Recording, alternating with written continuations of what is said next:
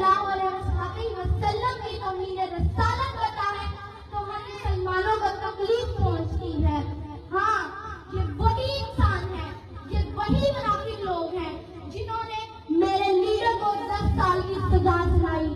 ये वही मुनाफिक लोग हैं जो मेरे चाचू शौकत बसरा को कंपेन नहीं करने दे रहे और राजा कॉटन फैक्ट्री के सामने रातों रात हमला करके हमें खौफजदा करते हैं, अपने पुलिस के डाले दिखाकर हमें डराते हैं। हम ऐसा नहीं होने देंगे। बात रही मेरी कौम की तरक्की की, मेरे गांव की तरक्की की, तो ये बात साबित करके दिखाए आज तक उन्होंने इस गांव के लिए क्या किया है।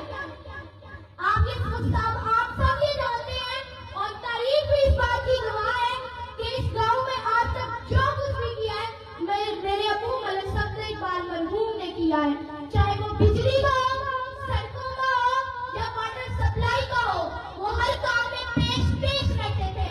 हम में से कोई उनकी कमी पूरी नहीं कर सकता, ना ही हम इसके काबिल हैं, मगर उनकी बेटी होने के नाते आप सबसे वादा करती हूँ कि अगर मेरे गांव को किसी चीज की जरूरत, कोई मसला मसाइल होगा तो हम हमेशा आपके साथ हैं।